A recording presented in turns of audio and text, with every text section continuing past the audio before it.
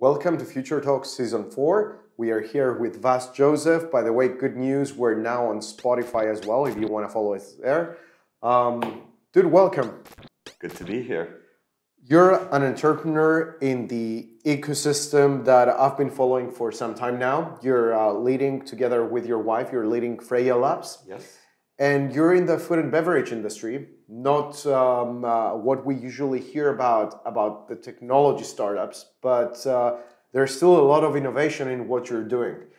And one thing I must say about Joseph, every time we meet with Vas, every time we meet with Vas, there's an update you have to give me. Every time we're meeting, you're making leaps. Yeah. So the first time we met, you were telling me about the idea, then you came up with the product, then you came up with the sales, and now you're growing into your own lab. So I'm going to stop describing it. I don't want to spoil it for everyone. So the stage is yours. Welcome. Thank you so much. It's a pleasure to be here. So I am really grateful to have this opportunity to grow the company and the support of the ecosystem. It really helped us. So Freyia Labs is a food and beverage producer which utilizes and harnesses the power of microbes, yeast, fungi, and bacteria to produce healthy and sustainable food and beverage. We have researched over 300 products and 68 of them are in the market. These are minimal viable products that we've tested out for some time. And we're excited that our customers are loving what we're doing. And there's an opportunity for us to grow in Cyprus. Absolutely. So you recently came out of an acceleration program from IDEA. Yes. And you also been attending Startups for Peace, which was a great experience, as you told me.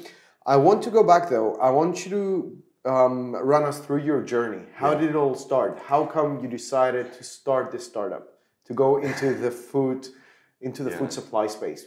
Okay, so it's a long story, but I'm going to keep it short. We got time. We got time. Let's do it then. Okay.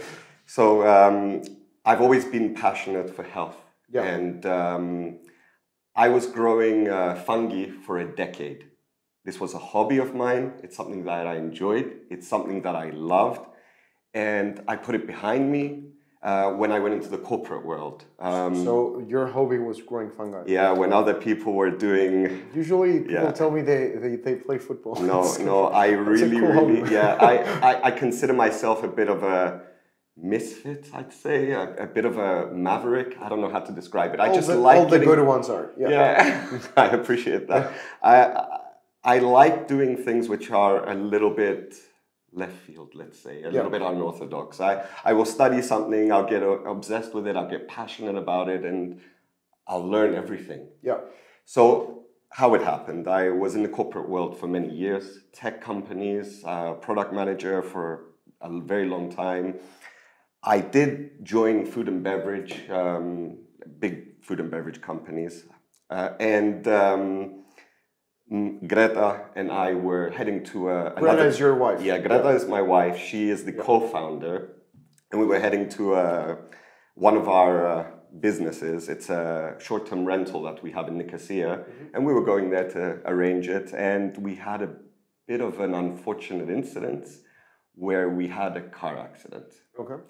This accident led to me breaking my spine and left me out of order for about 4 solid months and 6 months until I fully recovered. Wow. That kind of pushed me in a direction which happened. So at that time, I had a small agency where I was helping people with marketing. We were doing a bit of digital marketing after I had left the digital marketing, the big tech company. And unfortunately, I couldn't cater for my clients. I didn't have account managers to handle the situation. And since I was bedridden, that was it. That was the end of that. So my clients left and COVID hit. That was it. Yeah. So I was in bed looking at the ceiling, having a bit of an existential crisis and wondering what I'm going to do. And instead of sitting there crying and wondering that my life has shattered, I turned around to Greta and I told her, I'm going to be a farmer. Yeah, that's how it kind of started. Okay. Greta looked at me and she said, okay, if that's what you're going to do to get out of where you are, that's what you got to do. So I did it.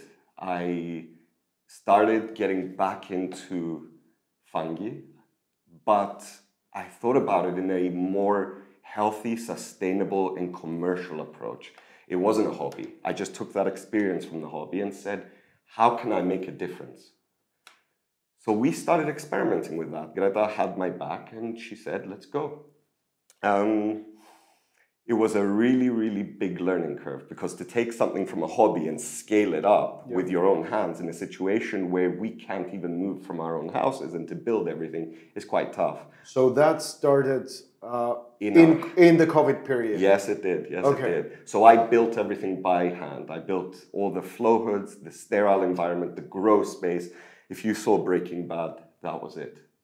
I created Breaking Bad in the environment we lived. But in a legal kind of way. Obviously. It's just the visual of it. Yeah, the visual of it was very much. Cool, actually. Yeah. So I learned everything. At that time, I wanted to get a lot more experience. So I pulled out my old books. I started studying. It inspired me. We started cloning mushrooms. We were finding species. We were getting donations from people in the community. We ended up with 14 medicinal and gourmet mushrooms. And it was the most beautiful experience to see how you can grow this thing from seed all the way to harvest. Yeah. And I said, okay, how can I take this further? How can it not be where it is? So I went on Facebook and I found this thing called Facebook Mentors. I don't know if you've ever heard of that. No. Facebook had this tiny, tiny section where they wanted to bring in the community together, but to share information, not to pay for that information. So you'd go on there and you'd type out what you wanted to learn, and you would find a mentor throughout the entire world who is willing to teach you. They've already applied for this program. So I found Maria from the Philippines. So it's like, is that like the Facebook startup program? It's not. It was just, when you press more on your options, it just said mentors, and I just clicked it. So that's available right now? I can't find it anymore. It was just at that time where I first found it. I mean, I had a lot of time on my hands to study and to look, and I was going through that, and I found it, and I found a lady called Maria. Maria was a rice farmer in Southeast Asia, and she used the byproducts to cultivate fungi, which she would feed her local community for charity. Cool. I was her charity case. Cool. I told her my story, that I was recovering, that this was kind of my savior, and she said, I'm going to take you forward. And she really, really taught me so much.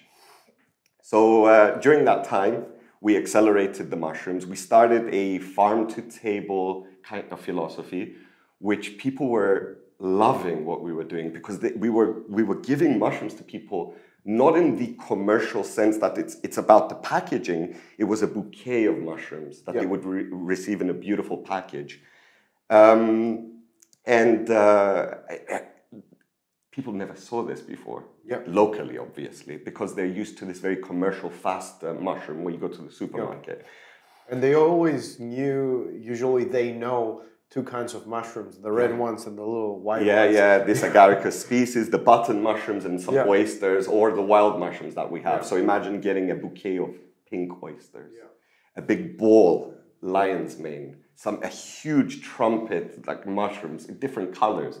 And the taste is something you would never expect from a fungi. So during that time, because I was getting more obsessed, like this is my character, I get obsessed, I learn everything, we decided to go to Lithuania, where Greta's from, and one of our team members' mums, we visited her, had some very peculiar chilies. They were little cherry-type chilies, and I saw them, and I asked her, what is that? She said, it's chili. I said, could I take the seeds? And she said, of course. And I got really excited and bought them back. I had a lot of plants, and I decided to exchange them for 150 plants. And that got out of hand as well, because 150 plants means a lot of chilies. Yeah. That was my step into fermentation. It got out of hand, and I started putting it together. What year was this? Was it? This was in 19. Okay. Yeah, this was in 19. So 18, the accident happened, 19, we were going there. So it was 1920 during that time. It's a bit of a haze now because so much happened that it's just become one linear, so it's about 1920, maybe even later. Yeah. So I started experimenting, what can I do with this product? And because I was already using fungi to do something, I said, okay, maybe if I start fermenting it. I mean, I came across fermentation through my fungi studies, and that's how it happened. I fermented those chilies, and it came out absolutely incredible. The good thing is, I already had a lab. I already had a sterile environment. I already had all my tools. So it was very easy for me to push it. Yeah. And it was like you had a framework. Yeah, I had a framework to work on. And that's when I started studying. What is fermentation? What does it mean? What is the history of it? And it just got out of hand in the most amazing way for me. So how many products do you currently have? We have about 68 products. Nice. There's mostly, they focus around chili products. Yeah. So Freyia Lab, we decided to not throw everything under Freyia Labs. Yeah. For example, the fungi, we called it fungi fungus. With a Y, which means fun and funky, not with an I.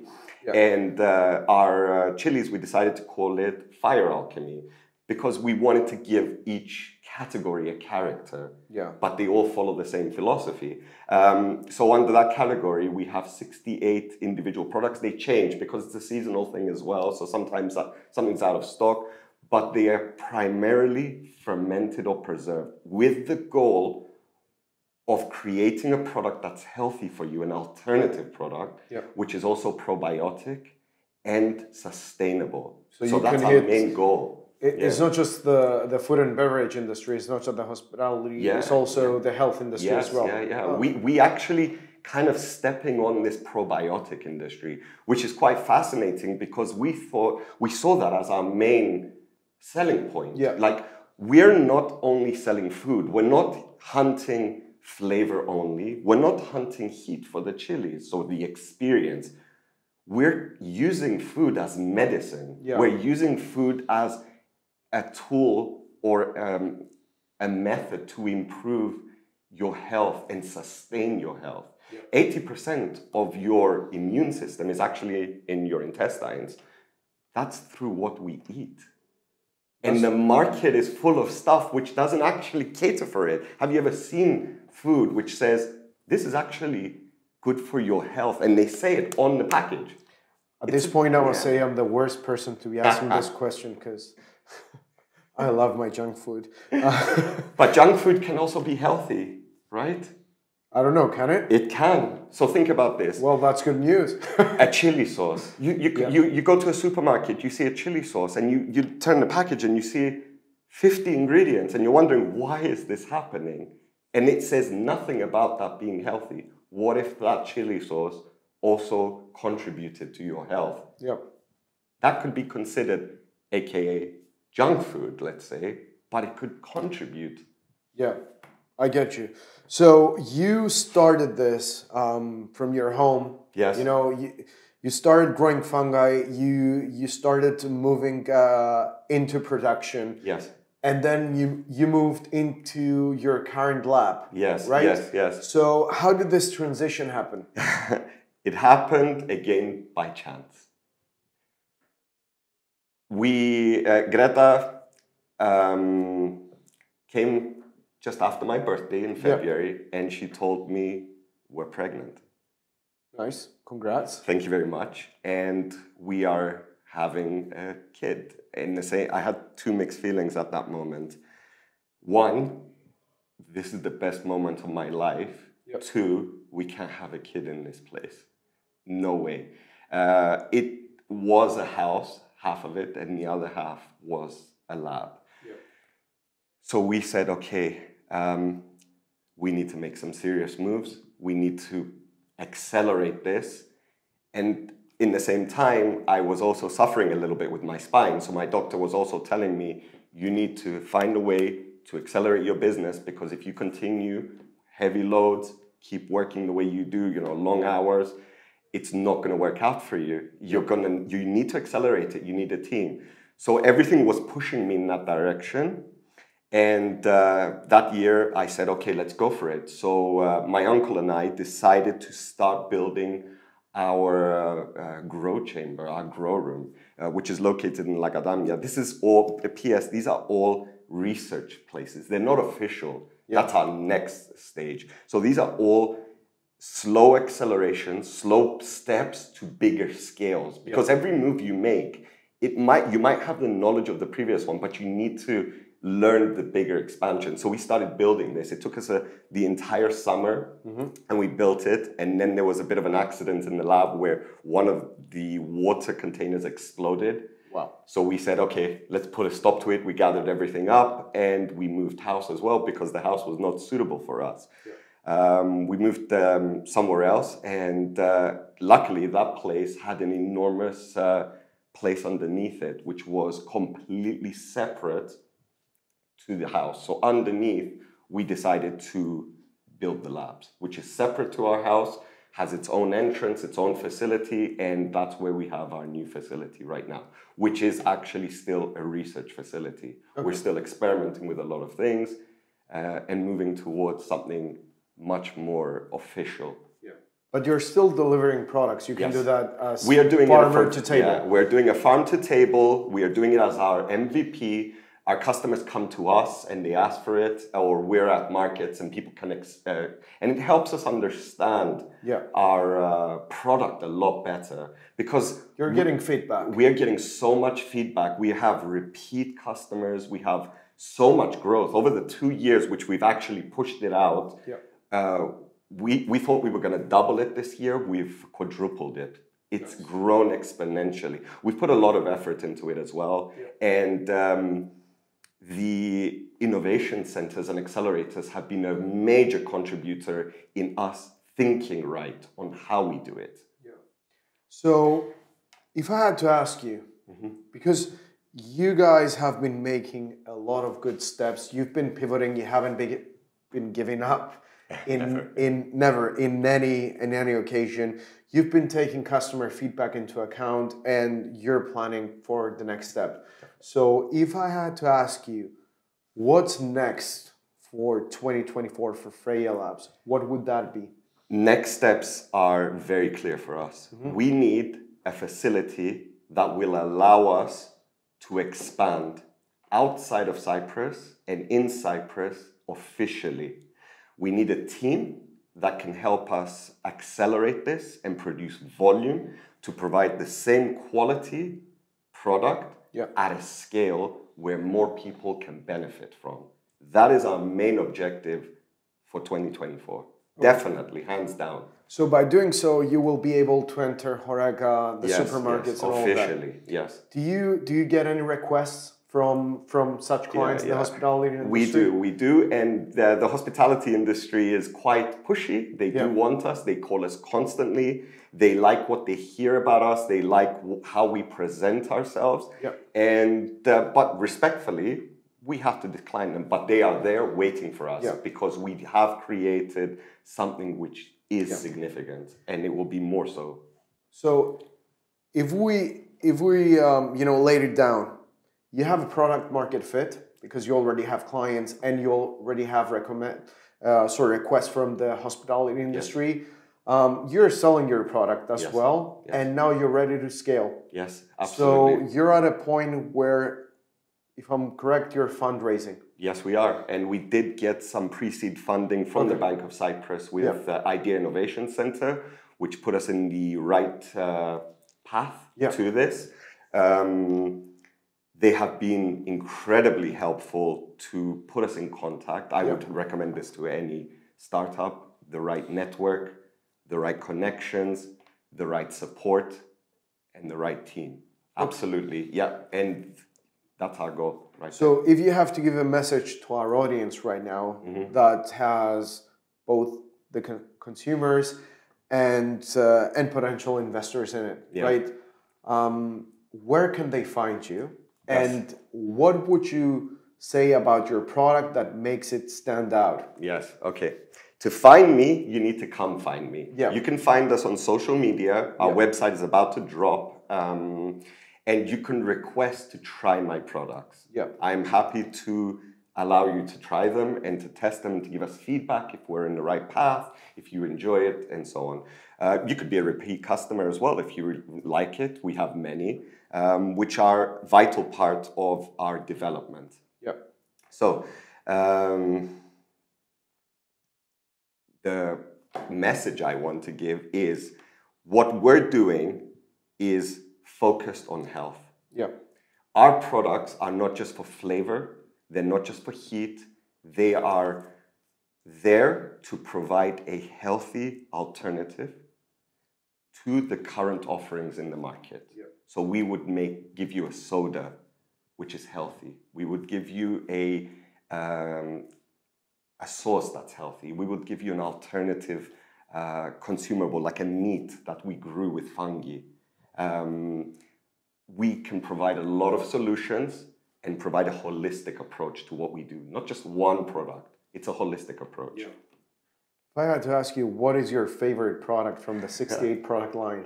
I adore mushrooms. I adore mushrooms. So it's not even what we're offering now, it's what we left behind for later. I really, really enjoy the mushrooms. But what we're offering now, I think it's our healthy red jalapeno sauce. This is so beautiful. It's tasty. It goes with everything. It's just really, really packed with flavor, and it's living. Yeah. When you go public, and I'm sure one day you will, and you raise so much money, I want you to promise me that you're going to get the licensing right of Super Mario from Nintendo, and are going to brand the mushrooms after Super Mario. It would be so amazing. Childhood right there. Yeah. As a closing message, I want you to share, based on your experience, you're a person that has encountered a lot in his way. Same as your wife. You didn't stop, you didn't give up, you continued, you pivoted, you keep pivoting every time we talk. There's something new. So as a person who encountered so much, pivoted so much, and they're still going and they're still growing, what message would you give to other fellow entrepreneurs or aspired entrepreneurs out there who want to do something similar? First of all, just be really, really daring. Yeah. Do not let anything hold you back. One, that is like my message is just go for it. Even if you fall on your face, at least you tried. If you don't try, you've already failed. One, that's the main thing. Second, you need to have the support of the people around you. If it wasn't for Greta believing in what I wanted to do, right now she is a main driver of what we do.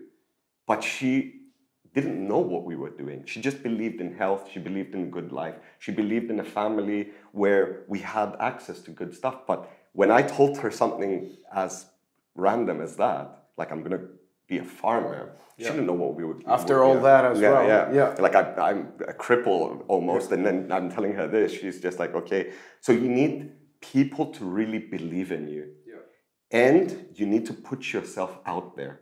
Really put yourself out there. Never stop. Be obsessive about being there. Being obsessive about what you do. If you don't believe in what you do, nobody else is going to believe in it. You shouldn't be there. Absolutely. You shouldn't be doing it. I mean, I see people, they have a thought, oh, what if I had this solution?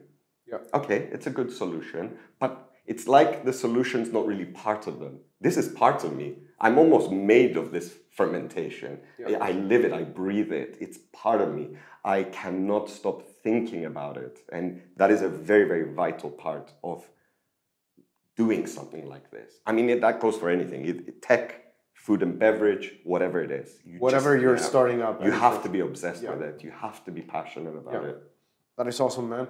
Yeah, I'm so glad we opened the season 4 together of Future Talks. I'm sure you're going to inspire many people. And when your website is live, we can feature it in fastforward.com.cy, which is a portal covering tech innovation business in English in Cyprus. Thank you for being with us. Thank you for having me. Thank you for watching and welcome back to Future Talks. Don't forget, we're now on Spotify as well. See you in the next episode.